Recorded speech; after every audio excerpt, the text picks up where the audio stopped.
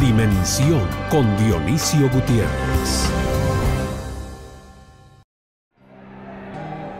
El sistema penitenciario de Guatemala se encuentra colapsado. El hacinamiento, la corrupción y la falta de control sobre los reclusos han provocado que las cárceles del país se parezcan más a centros de logística criminal que a entidades dedicadas a la rehabilitación de convictos. Desde hace varias décadas, son usuales los amotinamientos violentos y la ausencia del Estado en la vida cotidiana de las cárceles. Con indignante impunidad, los privados de libertad introducen a la prisión todo tipo de electrodomésticos y artefactos tecnológicos, así como teléfonos que son utilizados posteriormente para extorsionar y planificar crímenes. A pesar de los esfuerzos que se han realizado a lo largo de la historia, las cárceles siguen atravesando una crisis constante, sin que hasta el momento el Estado sea capaz de hacer valer la ley. Las prisiones parecen territorios independientes, ya que son regidas casi en su totalidad por el crimen organizado, las pandillas y el narcotráfico. La crisis del sistema penitenciario se ha agravado en los últimos años, debido al incremento sustancial en la población carcelaria. En 2008 se registraban 8.409 privados de libertad, mientras que en la actualidad se registran más de 18.000. Esto representa un aumento de 113% en tan solo 6 años. Mientras tanto, la infraestructura del sistema penitenciario no se ha incrementado al mismo ritmo, lo que ha resultado en un alto grado de hacinamiento en todas las cárceles del país. Sin un control adecuado de las cárceles, el problema de seguridad del país continuará sin resolverse. El crimen seguirá aumentando bajo la mirada cómplice del sistema penitenciario y la paz que añoramos los guatemaltecos será cada vez más lejana. Es nuestro derecho exigir que el Estado cumpla su papel y haga valer la ley en un sistema que hasta el momento ha sido paraíso para el crimen y la impunidad.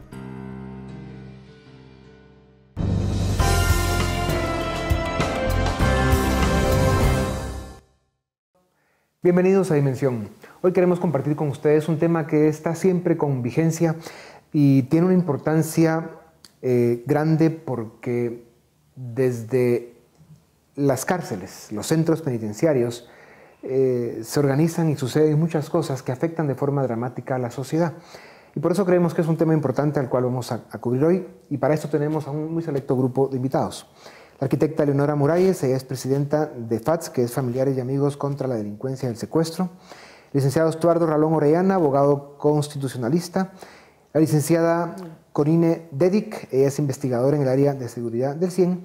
Y en unos momentos se integrará con nosotros la licenciada Lorena Escobar, ella es coordinadora del Departamento de Análisis Jurídico de ACIES. Bienvenidos a Dimensión.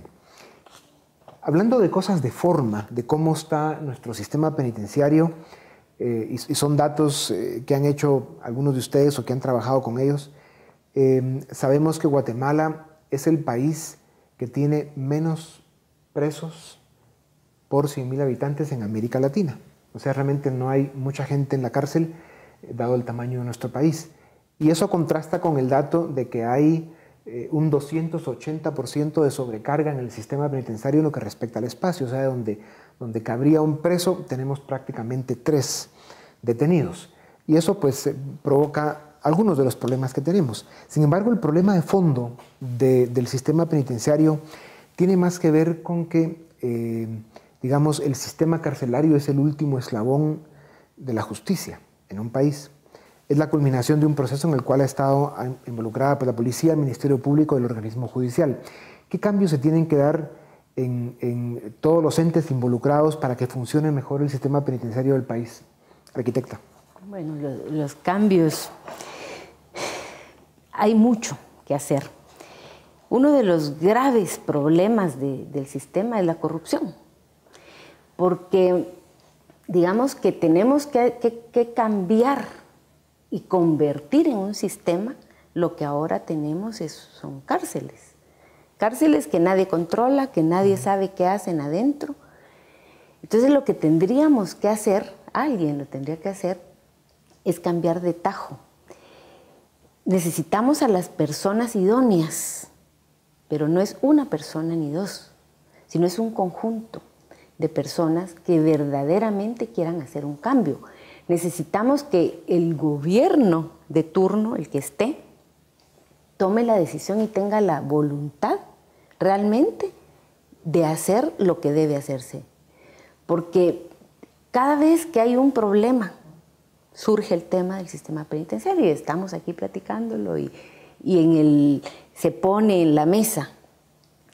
Pero esto no debería ser así, porque entonces las crisis son periódicas, ¿verdad? Cada vez.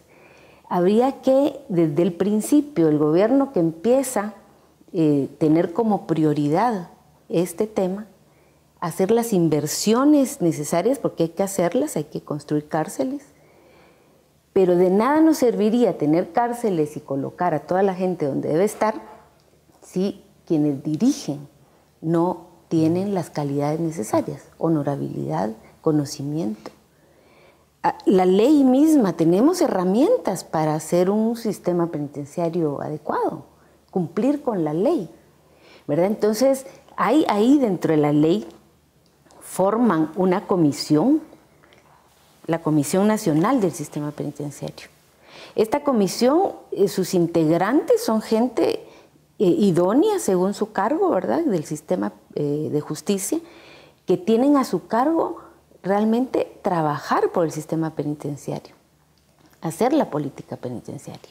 Entonces, herramientas tenemos, lo que necesitamos son gente que tenga la voluntad y que sean gente verdaderamente honorable para hacerlo.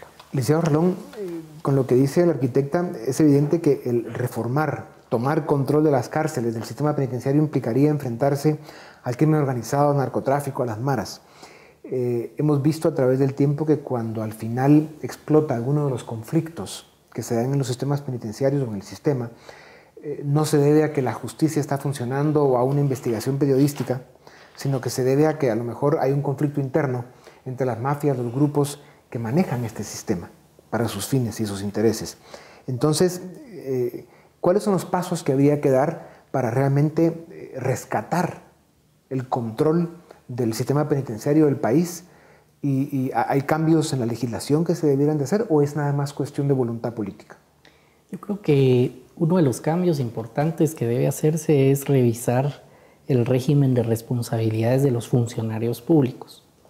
Esto quiere decir que aquel funcionario que no está haciendo que se cumpla la ley, o caso contrario, se está beneficiando de un sistema que es corrupto, debería haber una certeza de castigo y de persecución y de aplicación de la ley en contra de ese funcionario. Creo que hay un espacio de reforma en donde debería de haber un régimen procesal y sancionatorio a aquellos funcionarios que en una materia tan importante que atenta contra la seguridad de los ciudadanos no estén cumpliendo con su función. El otro aspecto es, en los temas operativos, sin duda alguna, el uso de cualquiera de los mecanismos, tanto de tecnología como de un régimen transparente en donde los funcionarios al momento de asumir el poder efectivamente sean transparentes de cuáles son los bienes y cuáles son los recursos con los que cuentan, porque digamos, tenemos que ver que este es un problema complejo y que las soluciones tienen que ir desde varios ángulos. Uno es que haya una certeza de castigo contra aquel funcionario que no está haciendo cumplir la ley o se está beneficiando del desorden, descontrol o del funcionamiento actual del sistema penitenciario. Otro es que haya un esfuerzo tecnológico operativo para controlar, digamos, muchas de las extorsiones a través del tema de los celulares se coordina y no digamos aspectos de sicariato, y con el uso de la tecnología podría no haber una señal de celular en un centro penitenciario, pero son cosas que no se hacen. Y lo otro es que todo funcionario que asuma un cargo público debe transparentar cuál es su situación económica financiera para que no veamos que al terminar un ciclo de gobierno ha cambiado dramáticamente, beneficiándose de una manera que no la pueda justificar. Creo que esos son cambios que de diferentes ángulos atacan un problema que de por sí es complejo, pero que debe ser prioritario, porque el costo es vidas humanas. Muchos de los crímenes que hoy se cometen muchas veces se originan desde un centro carcelario. Sí. Vamos a publicidad y volvemos en un momento para seguir con Dimensión y nuestro tema de hoy, que es el sistema penitenciario.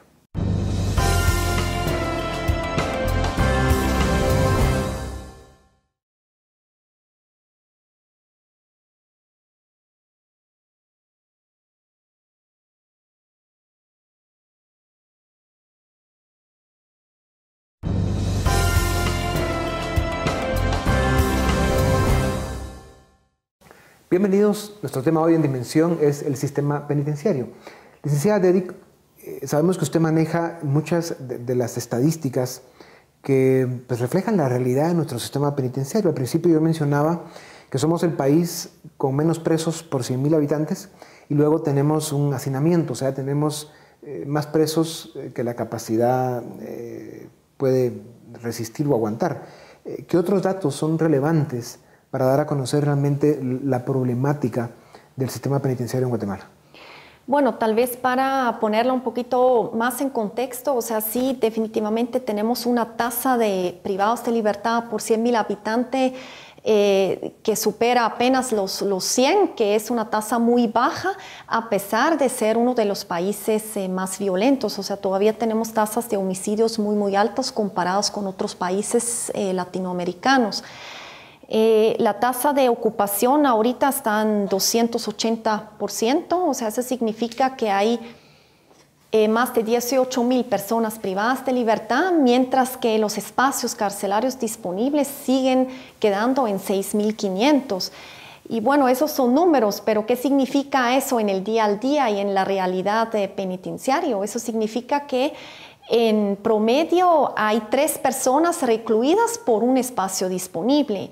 Y eso es un dato promedio, porque en algunos centros eso puede ascender hasta 6 o 7 personas que tienen que compartir un espacio carcelario. Y para tener una mejor idea, o sea, nuestra sobrepoblación asciende a niveles tan altos que Guatemala se sitúa entre los 10 países más hacinados en todo el mundo. Solo somos superados por El Salvador. Entonces, digamos, sí son datos que sí son realmente alarmantes y pues que indican que sí debemos de hacer algo al respecto. Se estima que el 80% de las extorsiones que se dan en el país proceden de algún centro carcelario. Este dato, pues, digamos, demuestra el fracaso que es el control en nuestro sistema. ¿Por qué es esto así? Mire, bueno, creo que por mucho tiempo no se había puesto realmente atención al sistema penitenciario, porque es un problema que existe en cada sociedad, pero es un problema que a la gente no le gusta mucho abordar. Entonces, como por muchos años, digamos en los años 80, 90, se mantenía bastante estable la población reclusa, entre 6.000, 8.000 personas y no causaba mayores problemas, ahí se quedaba. Pero hace unos 5 o 6 años, digamos a partir del año 2008, la población reclusa empezó a crecer a un ritmo muy acelerado. O sea, se duplicó la población reclusa básicamente en 6 años, mientras que la infraestructura se quedaba estancada, no se invirtió. Y a pesar de que del crecimiento fuerte que ha sufrido, también el perfil de la población reclusa ha cambiado, porque hoy en día tenemos pues liderazgos muy fuertes como pandilleros, tenemos crimen organizado, tenemos secuestradores, tenemos exfuncionarios, etcétera. Entonces, y también otro factor que ha evolucionado mucho es la tecnología. O sea, hace 30, 40 años no teníamos celulares, no teníamos pandilleros, entonces la infraestructura que teníamos era suficiente. Pero lo que ha pasado es que seguimos operando con un sistema que data desde hace 40, 50 años, pero ya con una población totalmente diferente. La pregunta siempre es, ¿cómo es posible que los presos, personas que están privadas de su libertad, tengan tales niveles de poder para poder tener operaciones clandestinas de extorsión, de secuestros, incluso de asesinatos, etcétera? ¿Cuál es esa dinámica que se da en los centros penitenciarios para que esto pueda suceder? Bueno, ahorita lo estamos viendo, ¿verdad? Están involucrados funcionarios. Lo que hablamos en Guatemala es que hay un crimen organizado. Antes no se hablaba de ese tema porque el crimen organizado, decía uno, las bandas, ¿verdad? Alguna banda que actuaba afuera. No tenía uno el concepto que realmente es que hay estructuras dentro del Estado que avalan toda la cuestión criminal. Porque no podrían hacerlo de otra manera. ¿Por qué dentro de las cárceles? Es su centro de operaciones. Es cómodo porque están presos. O sea, ya fueron condenados, muchos de ellos, por algún delito grave, porque hay personas que están cumpliendo 30 o 50 años de prisión, que son muchos de los que lideran realmente las extorsiones, secuestros, sicariato, todo lo que ocurre afuera. Pero tienen que tener el aval de funcionarios de adentro. Hemos visto periódicamente qué ocurre entre las cárceles cuando sale. Me recuerdo aquellas fotos en donde estaban los reos tomando su whisky, jugando, tenían sus piscinas, jugando de todo adentro, con sus teléfonos celulares, que ahora, bueno, siempre ha sido delito tenerlo, pero ahora con la ley de telecomunicaciones, de teléfonos celulares, es un delito puntual que tengan teléfonos celulares y los utilicen. Pero siguen entrando. Nosotros hace poco tuvimos reunión con la Fuerza de Tarea de Antiextorsiones y yo me quedé admirada de escuchar al jefe de ahí cuando nos comentaba que él estaba dentro de una cárcel y vio un agujero por donde él presumió que entraban los celulares. Él nos lo contó así, ¿verdad? Y decía realmente, 3,000 quetzales vale entrar un teléfono celular a la cárcel. ¿Pero vale 3,000 quetzales? Porque vale, se pagan al guardia. Bueno, hay incluso abogados, defensores que llevan el celular. Digamos, esa corrupción es lo que pues hemos estado hablando antes del programa, que preocupa porque podemos hacer muchas cosas, como les decía, hacer las cárceles, poner a los presos donde debe ser, pero se necesitaría esta gente que yo no la veo muy a la vista, ¿verdad? Que tendría que hacer el cambio para que verdaderamente funcione, porque nosotros en FADS atendemos extorsiones casi a diario, nos llaman para contarnos que están siendo extorsionados. Cuando se hace la investigación, el mismo señor de la Fuerza de Tarea nos dijo que el 80% de las extorsiones provienen de ahí adentro. Entonces, luego el tema de que por años hemos visto que colocan bloqueadores en las cárceles, un gasto terrible para el Estado de Guatemala, no funcionan. O los directores hacen que no funcionen porque los manipulan, o simplemente no se tiene la voluntad. Y aquí tengo que mencionar, digamos, el tema de la responsabilidad también de quienes ponen los bloqueadores. Porque si nosotros sabemos que eso no funciona aquí en Guatemala, ¿por qué lo siguen insistiendo? Entonces, hay otras formas de hacerlo para poder, digamos, manejar un poco a la población reclusa de que no cometa los ilícitos. Alguien nos comentaba que si se controlara la situación del sistema, la delincuencia y la criminalidad bajaría considerablemente en el país. Sabemos de las grandes deficiencias que tiene nuestro sistema de justicia y, por supuesto, el sistema penitenciario. También sabemos que en Guatemala el 49% de personas que se encuentran en prisión es prisión preventiva y el 51% ya están cumpliendo condena. Los centros penitenciarios, muy lejos de ser centros de rehabilitación de personas que han cometido un error en su vida y están pagando las consecuencias, pues son realmente una especie de universidades tenebrosas donde en general se va a aprender más del crimen y la sofisticación de lo que es el ser mafioso, el ser delincuente. O sea, realmente sí tenemos un problema que es muy serio. Y como dice la arquitecta, no se ve nada a corto plazo que pueda corregir alguna de estas cosas, o hay alguna iniciativa que busque cambiar esto. Se está hablando ya de construir más cárceles. Sí, yo creo que el problema necesita de alguna propuesta más integral que construir, por ejemplo, más cárceles. Al final, el Estado no tiene el control de las ya existentes. De hecho, si de ahí se cometen o se coordinan la comisión de varios delitos y no tiene control de por lo menos saber si entran o no equipos electrodomésticos, porque en cada requisa se encuentran televisores, refrigeradoras, estufas y demás. Lo que hubo es un acomodamiento en donde el funcionamiento del sistema se convirtió en un negocio, para alguien o para un grupo, el cual pues no tiene una consecuencia.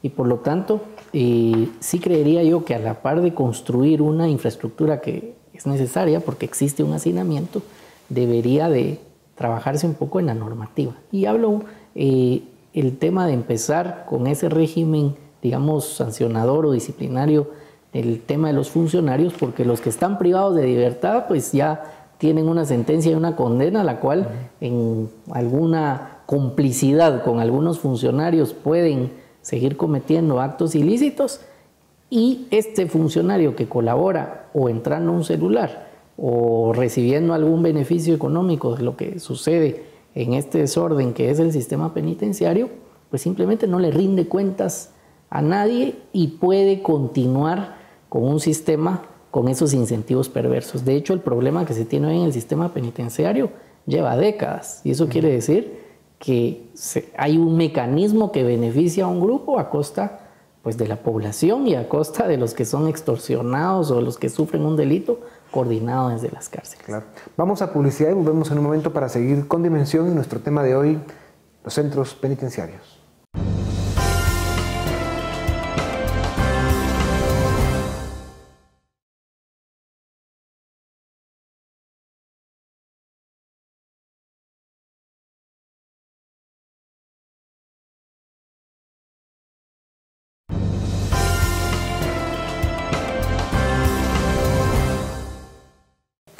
Bienvenidos, seguimos en Dimensión, nuestro tema de hoy, el sistema penitenciario. Ya se integró con nosotros la licenciada Lorena Escobar, como dijimos, coordinadora del Departamento de Análisis Jurídico de ACIES. Y también, licenciada, cuéntenos, otro de los grandes problemas que tiene Guatemala es la cantidad de procesos estancados que hay, el tiempo que toma el que se terminen estos procesos para que al final se llegue a una absolución o a una condena, a la cantidad de personas que están enjuiciadas por diferentes temas, incluso personas que están en prisión preventiva. ¿Cómo se hace para agilizar un poco eso que aliviaría de muchas maneras el sistema? Déjeme contarle que se ha llegado a determinar que una persona promedio padece, mejor dicho, está en prisión preventiva aproximadamente 18 meses antes de entrar a una fase de debate o apertura a juicio. Eso quiere decir que hay dos causas que originan, mejor dicho, el hacinamiento en el sistema penitenciario. Una externa, que estamos hablando de la saturación que genera el organismo judicial al no tomar decisiones prontas o implementar, dar procesos ágiles y presentar las pruebas en tiempo. Y la otra es, obviamente, el descuido que ha tenido por años el sistema penitenciario. ¿Qué hacer? Pues, obviamente, se necesita mejorar el sistema de recabación de prueba, el aporte, el fortalecimiento del INASIF, alejarnos un tanto de lo que en la justicia guatemalteca siempre se ha utilizado como la prueba crucial del testimonio, lo que muchos juristas saben que el testimonio tiene sus debilidades y sus falencias, y contrario a lo que es la prueba pericial, en donde el INASIF tiene mucho que ver en este sentido, y entonces mejorar la recabación de prueba, la presencia de expertos forenses en la escena de crimen, en los hechos criminales también, podría ayudar a la hora de presentar esto y eso agilizar también los procesos. Claro. Decía Dedi, hay datos de los que ustedes han trabajado que son muy interesantes, nos dan una idea de cómo está nuestro sistema penitenciario. Decíamos que somos el país en América Latina con menos privados de libertad por cada 100.000 habitantes y el tercero en América Latina en lo que respecta a lo que es la capacidad carcelaria. Esto nos pone en que solo El Salvador y Venezuela están peor que nosotros en lo que es el espacio que tienen para los prisioneros. ¿Por qué tipo de personas están ocupadas nuestras cárceles? ¿Qué tipo de delitos son los principales que se ven ahí? Y digamos, ¿qué es lo que explica que de alguna forma se hayan consolidado de tal manera estas mafias y estos grupos de crimen organizado desde las cárceles? Bueno, ahí primero hay que separar, como ya lo mencionamos, o sea, está el 49% que está en prisión preventiva y como bien lo acaba de decir Lorena, que pasan pues bastante tiempo, entre a veces hasta 3 años en prisión preventiva sin tener sentencia. Luego, un poquito más de la mitad, el 51%, está ya cumpliendo su sentencia y ahí lo que podemos ver es que el 36% de esas personas está condenado por más de 10 años. O sea, lo que podemos ver es que la gente que está en la cárcel no suelen tener, digamos, condenas cortas, sino que se quedan bastante tiempo y eso obviamente también contribuye al hacinamiento porque ocupan su espacio carcelario por un buen periodo de tiempo. El delito más frecuente de la población reclusa es el robo agravado, luego homicidio y asesinatos, que todos esos son, digamos, delitos que tienen unas sanciones de muchos años. Y luego también el delito de asociación ilícita y plagio y secuestro. O sea, no son como, digamos, delitos pequeños o delitos menores, sino que sí son delitos fuertes que sí que ameritan penas largas. Cuando uno escucha, digamos, en la sociedad, incluso en las comunidades urbanas del interior, la cantidad de víctimas que hay por casos de extorsión y amenazas, el confirmar que esto tiene una gran relación con las cárceles y que es desde las cárceles donde esto sucede, no hay que olvidar que también los cabezas de estas organizaciones criminales tienen operadores en la calle ejecutando sus amenazas. ¿Cómo funciona esto, arquitecta? Porque se sabe de muchos casos que las amenazas se cumplen. Bueno, yo creo que no es tan así. Nosotros tenemos otra percepción. Y incluso la Fuerza de Tarea contra Extorsiones también la tiene. El 90% de las extorsiones en general en el país son prevenibles y no necesariamente está corriendo riesgo la víctima. ¿Qué quiere decir prevenibles? Prevenibles en el sentido de que si cortaran la comunicación en la cárcel, esto bajaría considerablemente. Además de hacer, digamos, bueno, ellos quieren hacer una campaña como de concientización a la gente, de información de qué es la extorsión. Digamos que lo que pasa es que recibe uno una llamada amenazante y uno se asusta muchísimo y piensa que al pagar ya se resolvió el problema, cosa que no es cierto. Lo que pasa es que nosotros hemos comprobado durante estos más o menos 12 años que estamos atendiendo extorsiones, que las amenazas no pasan de ahí en gran cantidad. Por ejemplo, en el 100% de los casos que nosotros hemos atendido durante 12 años, no le ha pasado nada a la gente y nunca ha pagado. Porque cuando conoce que viene de la cárcel, que realmente no tienen información sobre ellos, porque muchas veces es al azar, entonces se arman de valor y nosotros los llevamos a la policía para que se acompañen de la policía porque tienen que presentar la denuncia y se ve que no, realmente no están corriendo riesgo. Hay ese 10% que, digamos, la podemos ubicar en pandillas, en crimen organizado, en la gente que ataca al transporte colectivo, en algunos sectores de la población que son realmente sectores rojos, en donde habría que ver, hay otras cosas más allá de la extorsión por los que creemos nosotros y también es compartido por las autoridades que ocurren estos crímenes. Eso no quiere decir que uno tome a la ligera una extorsión. Es necesario buscar a las autoridades para determinar de dónde viene. Pero pienso que con esto, ¿verdad? Cortar la comunicación en las cárceles lo hicieron en Honduras y bajó como en un 60% las extorsiones. Y no pasó nada. A veces, cuando nosotros, para ponerles un ejemplo, atendimos a una víctima una vez y nos dice el señor, miren, es que me conocen a toda mi familia. Y dicen los nombres, no. Pero dicen que van a matar a mis hijos y primero van a matar a mi esposa. fíjese que lo raro, me dice, es que mi esposa ya está muerta. Por ejemplo, comentarios así, que lo que pasa es que la persona cuando recibe la llamada se angustia tanto que no puede ver que realmente quien está hablándole no lo conoce, ¿verdad? Entonces, al pagar, porque les digo una cosa, que la gente paga muchísimo la extorsión porque no la denuncia, saben muy bien decir la amenaza y uno se la cree, uno de víctima se lo cree. Piensa y le dicen, mire, estoy aquí en la puerta de su casa, su número es tal y tal, porque lo han visto en la guía, aun cuando ahorita ya no aparece la guía, pero tienen las direcciones. Y como tienen gente fuera, le dicen, vayan a ver esa casa y vean algo, ¿verdad? Vean qué color tiene el carro. O a veces llaman a la casa y la persona que atiende da la información. No está la señora, se fue con los niños al cine. Eso ha ocurrido. O le doy su número de celular. Pues dice, pues ¿cómo me llaman a mi celular? Entonces, realmente esto es toda una estrategia que ellos tienen bien planeada y con la amenaza mucha gente cae.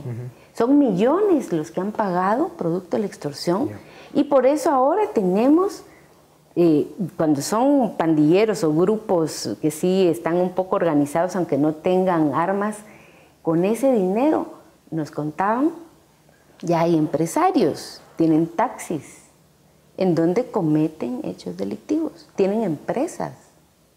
Entonces, la verdad es que es una situación muy grave, o sea, todo lo que genera esta criminalidad que nadie controla, y nosotros que seguimos una lucha tan grande con el tema de la ley de celulares famosa que por fin se aprobó, pero que no se está aplicando, en donde vemos que si realmente, en este caso las telefónicas, ya hubieran hecho el recuento y el registro de todos los teléfonos tarjeteros en Guatemala para que no existiera un teléfono anónimo, esto se iría reduciendo, pero siguen existiendo números anónimos. El señor de la Fuerza de Tarea nos decía que de un teléfono, de un chip dentro de la cárcel, salen 6,000 llamadas. Hay 1,000 chips identificados. ¿Qué estamos hablando? Entonces, es algo que genera también en la población una sensación de inseguridad total, porque entran a su casa a decirle, mire, lo estamos controlando y tiene que pagar, si no lo matamos. ¿Qué toma esto en países más civilizados? ¿Cómo se corrige? Bueno, obviamente hay una infraestructura totalmente diferente, o sea, se cuenta con tecnología, tanto en el ingreso como también en supervisión de celdas. Otro factor es que aquí, por ejemplo, casi no existen celdas pequeñas, sino lo que existen son sectores donde conviven a veces hasta 300, 400 personas juntos. Entonces en una requisa se encuentra un celular, pero obviamente el celular no es de nadie. Entonces se incauta el celular, pero no se pueden deducir responsabilidades porque no se ubica de quién es el celular. Mientras que en una cárcel donde hay celdas individuales, cuando se activa una llamada y el aparato se indica de qué celda es, ya está claro de quién a cuenta de qué responsabilidad ocurre. Luego también, bueno, los niveles de corrupción son menores, ¿verdad? Que aquí, pues ya lo abordamos, lamentablemente esa institución tiene índices de corrupción muy, muy altos. Creo que hay que trabajar mucho también en el fortalecimiento del personal. Y aquí no me refiero únicamente a aumentarles el salario. Claro, el personal operativo tiene un salario muy bajo, ganan aproximadamente 3,000 quetzales. Con ingresar un celular pueden duplicar su salario mensual. Y de hecho, en una encuesta que realizamos, ubicamos que el 95% de los guardias penitenciarios tiene que tener un segundo empleo en su semana de descanso, porque si no, no puede sobrevivir. Entonces, hay mucha tentación, hay a veces mucha necesidad. Sin embargo, no es una excusa, o sea, para nada. Pero creo que el fortalecimiento del personal va más allá que solamente aumentarles el salario. También es formarlos bien, darles un lugar digno para trabajar, porque ellos muchas veces viven en las mismas condiciones o hasta peores que los mismos privados de libertad en su tiempo donde ellos están, digamos, de turno en el centro carcelario. No se les respeta sus sus horarios, sus periodos de descanso. Ellos operan con una gran desventaja porque hay un gran déficit de personal operativo para custodiar y esa gran desventaja también puede explicar en parte por qué es que hay estructuras criminales adentro, porque si la institución no tiene una presencia fuerte en los centros carcelarios, sino más bien se caracteriza por ser ausentes, por no estar ahí supervisando, por no implementar lo que estipula la ley, entonces en algún momento haya otras personas con liderazgos fuertes que sí aprovechan esa situación y imponen sus propias reglas. Vamos a publicidad y regresamos para seguir en Dimensión con el sistema penitenciario.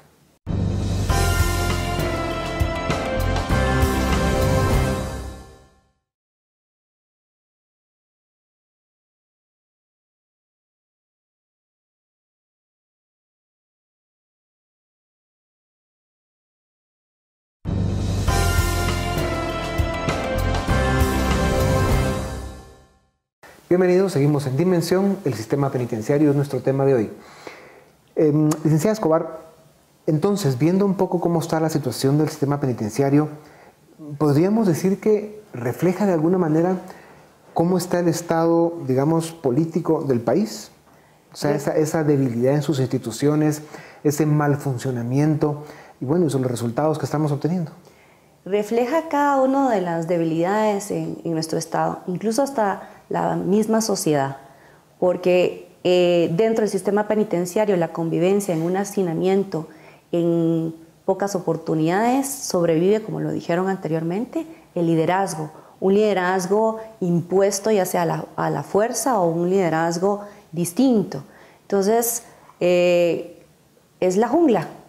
Sobrevive adentro el que tiene capacidad económica o tiene algún tipo de liderazgo que se acompaña de otras personas, ya sea por ser una persona físicamente fuerte en relación a los demás, y refleja además la corrupción que impera en nuestro Estado, la falta de capacidad que tiene de implementar leyes. Guatemala se caracteriza por tener muy buena legislación, es reconocido a nivel mundial, no solamente acá, sino el problema que tiene es a la hora de implementarlas, hacerlas efectivas. Y cuando hablamos de implementación, estamos hablando también de dotarlas de recursos, de apostarle al recurso humano, una carrera profesional en todo el sistema. No hablemos nada más del sistema penitenciario. No hay carrera civil en Guatemala, no hay carrera profesional en el sistema de justicia y por ende tampoco en el sistema penitenciario. Entonces no hay oportunidades, tampoco se le está apostando al recurso humano, a la capacitación. Y eso pues permite entonces corrupción. La falta también de comprensión de los guatemaltecos, y eso deviene del estar tan atemorizados por la violencia que vivimos día a día. Entonces, un guatemalteco pues dice, ¿por qué vamos a apostar a la rehabilitación? ¿Para qué le vamos a apostar a que los reos vivan mejor o que estén en lugares dignos y clasificados según tomando en cuenta el grado de violencia o tomando ciertos criterios que ya están establecidos en el régimen penitenciario? ¿Para qué?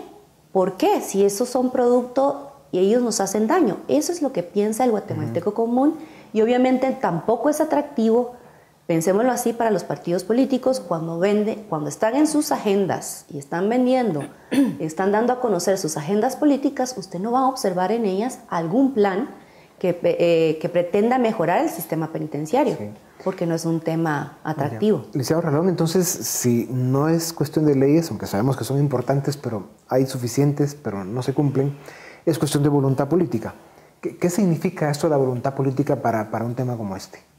Pues básicamente es aplicación de la ley. Yo insistía un poco en que si alguien no manifiesta esa voluntad, sino todo lo contrario, busca que no se aplique la ley, debiera de tener alguna deducción de responsabilidades y eso hay que fortalecerlo.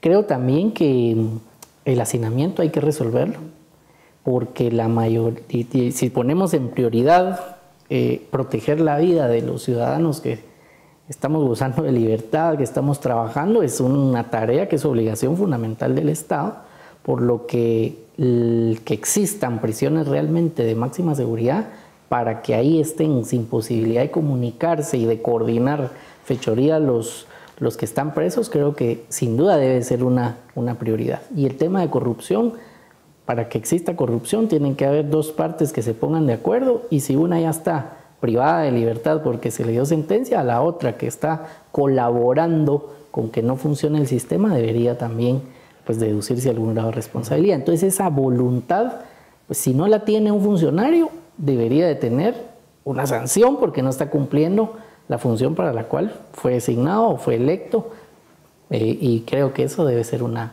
prioridad. Solo por el deseo de que vaya a llegar alguien con una voluntad, creo que no se va a cumplir, sino al final debemos de aspirar a un gobierno de leyes en donde si un mal elemento llega y no cumple la ley, pues debe acarrear una sanción.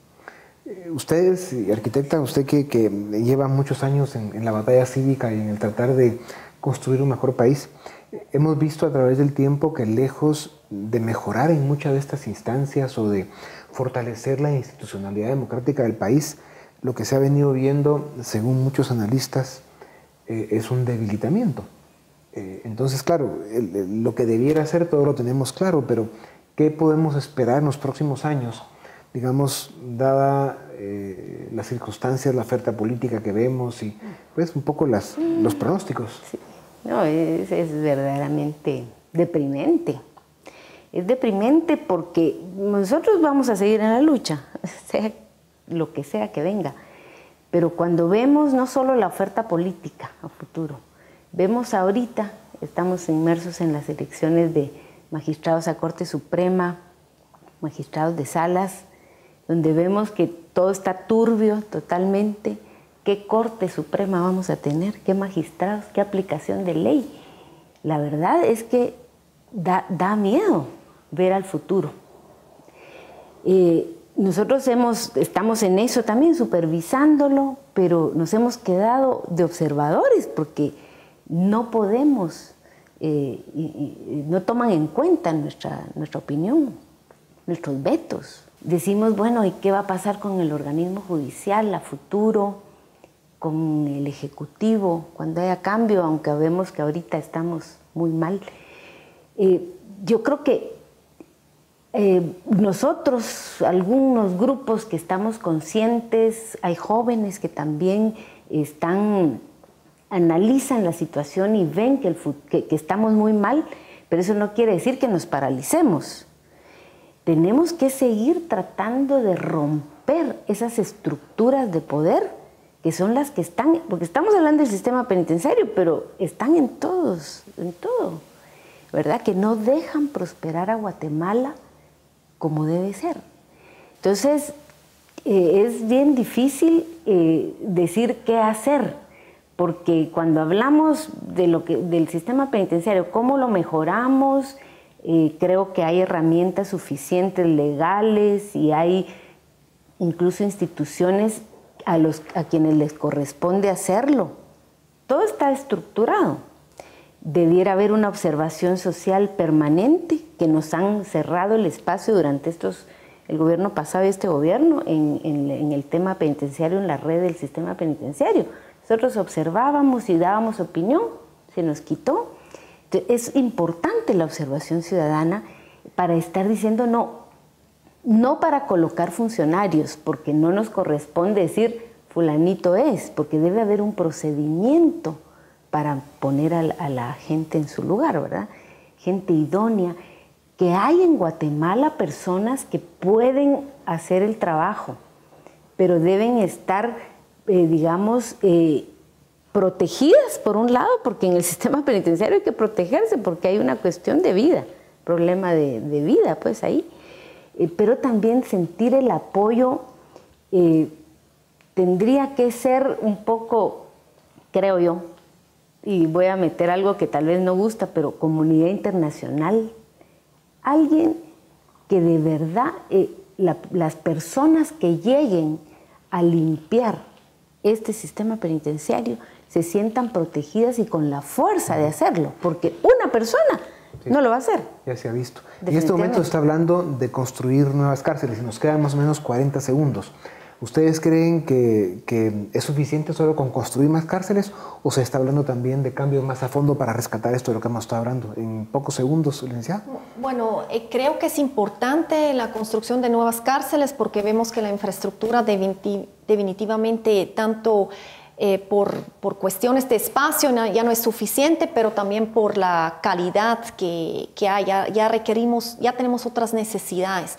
Pero obviamente no solamente la construcción de nueva infraestructura no es suficiente, porque creo que se debería de aprovechar esa nueva infraestructura también para imponer un nuevo régimen interno, para manejar esa nueva infraestructura con mayores controles internos. O sea, realmente se necesita un cambio a fondo y que se aprovecha esas nuevas cárceles también para implementar nuevas reglas internas y realmente que la ley se aplique en esos nuevos centros carcelarios. Sin duda alguna será un tema que seguirá dando mucho de qué hablar. Esperemos que las cosas vayan mejorando. Gracias por haber dado estos aportes y sigan adelante en sus investigaciones y aportes porque sin duda alguna es un tema importante. A ustedes gracias por habernos acompañado una vez más. Los dejamos ahora con Dimensión Acción.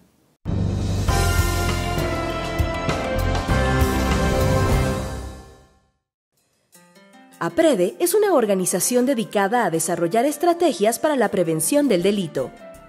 Uno de sus proyectos tiene como objetivo trabajar procesos de reinserción social con privados de libertad en 3 centros de detención. Desafortunadamente, las granjas no son modelos de rehabilitación ni de reinserción social. Y entonces, el índice de personas que cumplen condena y que regresan nuevamente por un nuevo hecho delictivo es bastante alto. El grupo terapéutico es una actividad de 3 días que incluye capacitaciones, educación en salud, actividades recreativas, incluye deporte, arte y la asistencia psicosocial en la parte de la psicoterapia o las emociones, tanto grupales como individuales. Para que exista reinserción social, es decir, que la persona al terminar de cumplir su condena se convierte en una persona socialmente productiva y que ya no le haga daño a la sociedad, se requiere de un enfoque ecológico, es decir, de un enfoque integral, en donde no solo la sociedad civil como nosotros en APREDE haga sus esfuerzos, sino también la parte institucional, en este caso el sistema penitenciario y desde luego las municipalidades y la iniciativa privada. ¿Por qué? Porque el tema de reinserción social es un tema que va desde el momento en que el privado de libertad ingresa a cumplir su condena. Se da a lo largo de todo el cumplimiento de la condena y se le debe dar seguimiento cuando él está de nuevo en la comunidad.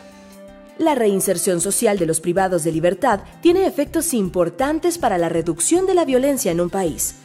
Los guatemaltecos hemos olvidado dedicar tiempo y esfuerzo a este importante tema. El principal problema es la indiferencia. Y la indiferencia va desde lo institucional hasta las actitudes personales.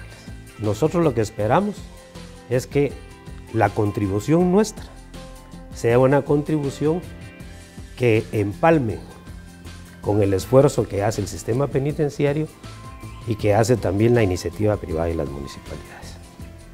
Para contactar con APREDE, visite www.aprede.blogspot.com.